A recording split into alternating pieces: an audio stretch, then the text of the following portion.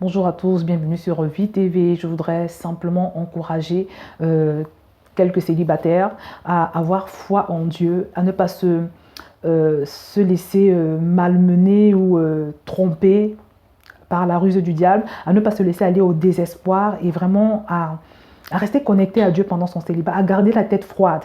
Parce qu'il se passe des choses, je vous assure, une fois qu'on se marie. J'ai écouté la semaine dernière l'information de cette jeune femme au Congo qui a été tuée par son mari. Et ça m'a vraiment beaucoup attristée. Je l'ai publié sur ma page Facebook. Il paraît qu'il avait l'habitude de la frapper. Et puis finalement, elle a succombé un jour à ses blessures, soit aux nombreuses blessures qu'il avait l'habitude de lui infliger. Il y a eu des conséquences sur le long terme et puis finalement, elle en est morte. Et ce que je voudrais dire aujourd'hui, parce que ça m'a rappelé des courriers que les gens m'envoient. Vous savez, il y a plusieurs fois des jeunes filles qui m'ont envoyé des courriers en me disant que oui, mon compagnon me bat, on se bat tous les jours, est-ce que je dois rester, est-ce qu'il faut que je continue avec lui? Pour certaines autres jeunes femmes, c'est l'impudicité de leur compagnon, c'est-à-dire elles se font tromper, elles sont que fiancées, mais déjà le fiancé ou bien le compagnon, si vous voulez, est déjà en train de les tromper, il a d'autres copines, ce genre de choses. Alors ce que je voudrais dire aujourd'hui, c'est que, vous savez, parfois les sœurs en Christ me disent, Josiane, comment est-ce que je fais pour savoir ce que Dieu veut, pour savoir si Dieu est dans cette relation. Elles me disent, je ne sais pas entendre la voix de Dieu, donc du coup, je ne sais pas si Dieu veut que je reste avec cet homme ou pas. Mais je voudrais te dire que tout ce que tu observes, c'est-à-dire quand le fait qu'il te parle mal, par exemple, Dieu est en train de te montrer quelque chose, quelqu'un qui te parle mal tout le temps, qui te rabaisse, qui te dit des paroles, qui te dévalorise, quelqu'un qui te tue moralement par ses paroles, c'est quelqu'un qui va en faire davantage dans votre foyer quand vous serez mariés. Quelqu'un qui te bat déjà, alors que vous n'êtes que fiancé, il y a de fortes chances qu'il te tue.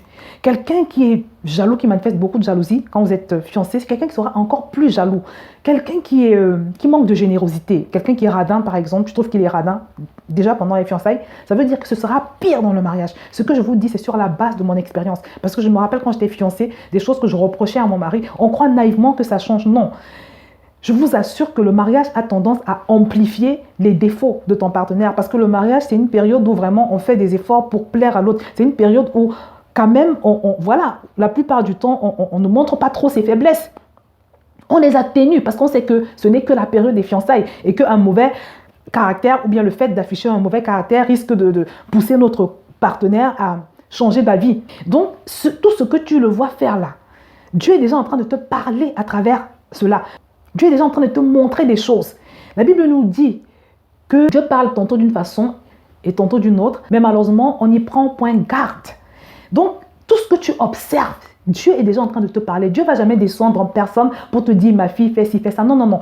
Il considère que tu as un cerveau, tu as une intelligence, tu es capable d'analyser. Tout ce que tu vois n'est que l'ombre de ce que tu vas vivre dans ton foyer. Vous savez, il y a une jeune fille qui m'a demandé conseil un jour par rapport à son fiancé parce que pendant qu'ils étaient fiancés, déjà à un moment donné, il a commencé à lui dire qu'il ne voulait pas qu'elle fréquente les églises évangéliques. Il affichait un certain type de comportement. Il avait des attitudes vraiment pas très bonnes. Alors, elle m'a demandé qu'est-ce que je fais.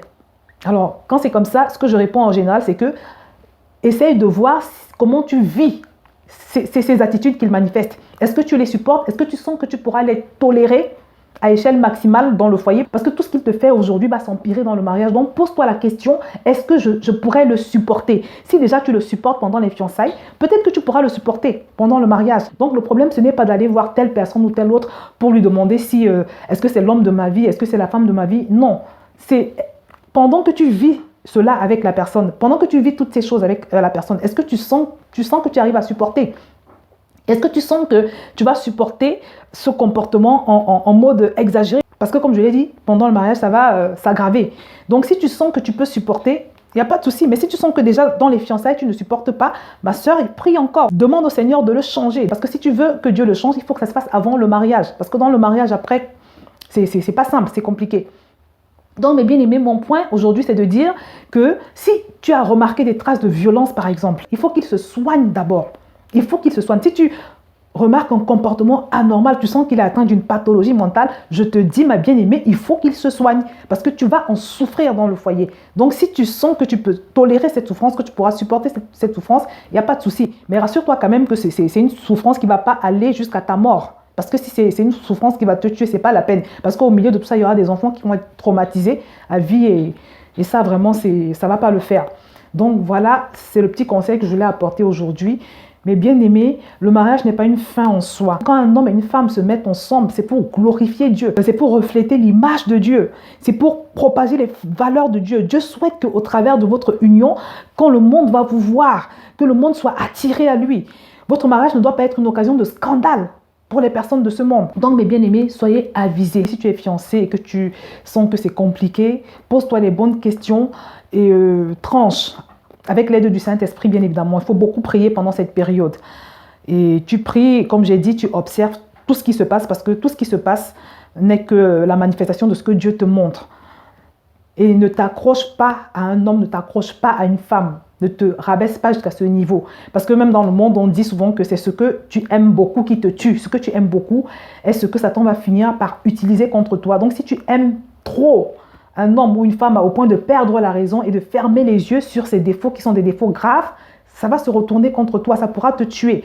Même si tu ne meurs pas physiquement, tu risques de mourir moralement. Il y a des gens qui sont morts, c'est-à-dire vous les voyez dans leur mariage là, moralement ils sont détruits complètement. Donc ma bien-aimée, je ne pense pas que c'est ce que tu souhaites pour ton mariage. Et même si tu as un frère en Christ aussi, c'est la même chose. Je ne pense pas que c'est ce que tu souhaites pour ton mariage. Ne soyons pas incrédules. Évitons de penser que si on ne se marie pas avec un certain homme ou avec une certaine femme, ce sera la fin du monde. Non, non, non. Ton Dieu n'est pas limité, comme je le dis toujours. Il peut te susciter une femme de qualité en une fraction de seconde à tout moment. Il peut te susciter un mari de qualité en une fraction de seconde à tout moment. Il faut avoir la foi simplement.